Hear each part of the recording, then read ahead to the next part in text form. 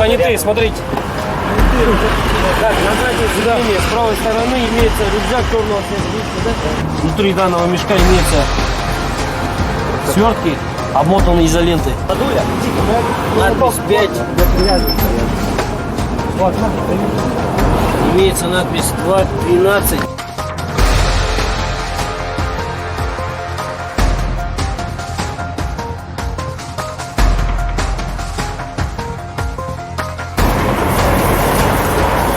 Который имеется полимерный пакет с веществом в виде порошка и гранулы.